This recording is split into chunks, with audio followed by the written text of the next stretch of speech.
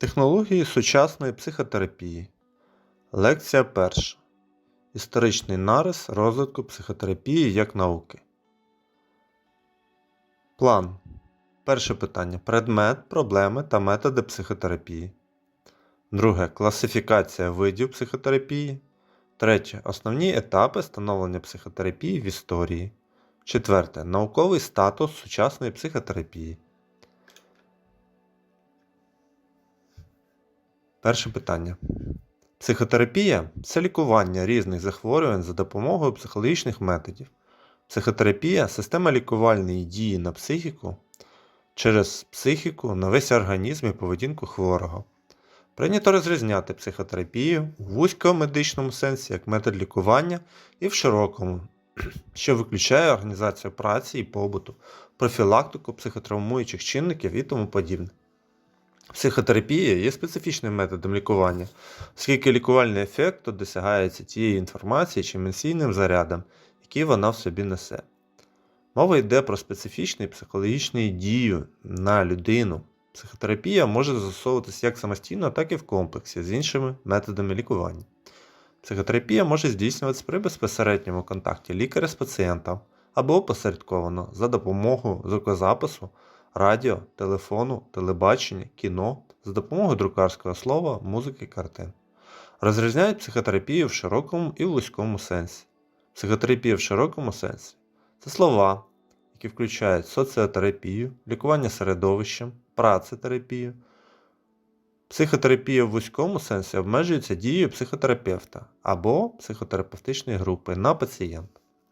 Психотерапія зараз широко використовується в наркології, терапії, особливо при так званих психосоматичних захворюваннях, в акушерстві, дерматології, педіатрії, стоматології, хірургії і так далі. Психотерапія стоїть на стику багатьох наук – психології, медицини, філософії, фізіології, лінгвістики, соціології і в той же час формується спеціальна область знань, де практичні навички і їх використання здійснюється з лікувальною метою, що можуть випереджати фундаментальні дослідження по їх обґрунтуванню. Психотерапія, як рівень її розвитку, тісно пов'язана з рівнем культури суспільства, з його звичаями, умовами праці і так далі. Там, де рівень культури високий, психотерапія розвивається швидко і сприймається як наука. В країнах малорозвинених з низьким культурним рівнем психотерапевтичні ритуали оточуються містикою, стають знаряддям релігії або шаманів. Такі коливання можливі навіть в одній країні. Якщо суспільство переживає моральну кризу, а вона найчастіше поєднується з економічною, то перше, що виповзає назовні, це велике число містифікаторів. Культурний рівень суспільства і особливості культури і побуту народів складають відбиток і на особливості психотерапевтичних методів і прийомів. Багато східних методик, пов'язаних з йогою, буддизмом, суфізмом, у нас просто не працюватимуть. Психотерапевтія ґрунтується на методах лікування, освоєння яких вимагає кропіткої праці і тривалого часу. Освоїти їх за 3-4 місяці неможливо. Не потрібно обіцяти дива і своїм пацієнтам. Загальна мета психотерапії полягає в допомозі пацієнтам змінити своє мислення і поведінку так, щоб стати щасливішими і продуктивнішими. При роботі з пацієнтами ця мета диференціюється на ряд завдань, а саме: перше, терапевт допомагає пацієнтові краще зрозуміти свої проблеми, усуває емоційний дискомфорт. Друге, третє, заохочує вільний вираз відчуттів. Четверте, забезпечує пацієнта новими ідеями або інформацією про те, як вирішувати проблеми. П'яте, допомагає пацієнтам в перевірці нових способів мислення і поведінки за межами терапевтичної ситуації. При вирішенні цих завдань терапевт використовує: перше, забезпечення психологічної підтримки.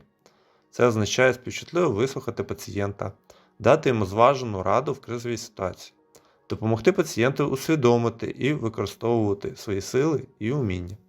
Друге, усунення дезадаптивної поведінки і формування нових адаптивних стереотипів. Третє, інсайт, усвідомлення і саморозкриття, внаслідок чого пацієнт починає краще розуміти свої мотиви, відчуття, конфлікти, цінності. Загально прийнятої класифікації методів психотерапії в даний час не існує. Слід розрізняти методи і форми техніки психотерапії. Під методом розуміється загальний принцип лікування, витікаючи з поняття суті патогенезу захворювань. Так, наприклад, поняття неврозу, як помилки розуму, помилкового мислення, сформувало метод раціональної психотерапії. Уявлення про невроз, як про розлад, викликаний застряванням в несвідомій сфері афекту. Пережитого минулого сприяло створенню методу катарсису, а розуміння неврозу, як прояву витісненого в несвідомі інфантильно-сексуального потягу, породило психоаналіз. Спосіб застосування того чи іншого методу психотерапії називається формою психотерапевтичного лікування. Так, наприклад, метод раціональної психотерапії може застосовуватися у формі індивідуальної бесіди з хворим, у формі бесіди з групою або у формі лекції. Метод навіювання може застосовуватися в безсонному стані або в гіпнозі. Психоаналіз застосовується у формі спостереження потоку вільних асоціацій, дослідження асоціацій, аналізу сновидінь у формі активного експерименту і так далі. Одна і та ж форма психологічної дії може служити різним методичним установкам. Так, гіпноз може бути викликаний із метою навіювання, і з метою катарсису. Комплекс різних методів психотерапії, об'єднаних принциповим підходом до лікування, утворює систему або напрям психотерапії. Прийнято говорити про окремі напрями психотерапії, в їх рамках виділяти окремі методи, а вже всередині кожного методу різні методики і прийоми. За кордоном найбільшого поширення набули 3 психотерапевтичні напрямки. Перший напрямок – психоаналітичний, другий – біхевіористичний, третє – екзистенційно-гуманістичний, а саме недирективна психотерапія, гештальт-терапія тощо.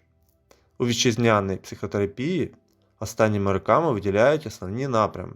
Перше – особистісно орієнтовану, реконструйовану психотерапію.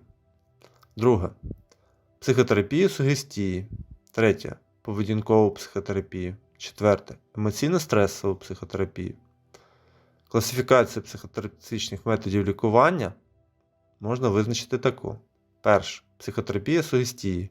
Навіювання в стані неспання, природнього сну, гіпнозу, емоційно-стресова психотерапія, наркопсихотерапія. Друге – самонавіювання, автогенне тренування, метод Кує, метод Джекобсона. Третє – раціональна психотерапія. Четверте – групова психотерапія. П'яте – ігрова психотерапія. Шосте – сімейна психотерапія. Сьоме – умовно-рефлекторна психотерапія. Все частіше застосовується психоаналіз, трансакційний аналіз, гештальт-терапія тощо. Всередині кожного з цих методів існують десятки, а то й сотні методик. Систематизують психотерапію по характеру дії, пряма-непряма, за етіопатогенетичним принципом, казуальна, симптоматична, по меті дії, седативна, активуюча, амнезуюча, по участі в ній хворого, мобілізуюча, вольова, пасивна, по виду дії терапевта, авторитарна, роз'яснювальна, повчальна, тренуюча, по джерелу дії, гетерогенна, автогенна, по спрямованості щодо патогенних установок, синергетичне, переживанням, антагоністична, дискусійна, по тактиці психотерапевта, вибіркова, комбінована або комплексна, по числу осіб, з яким працює лікар, індивідуальна, колективна, групова і так далі. Існує класифікація принципів вибору методу психотерапії залежно від захворювань. Перше. При гострій істеричній симптоматиці переважно сугестія. Друге. При вегетативних порушеннях автогенне тренування. Третє. При життєвих труднощах розумова терапія.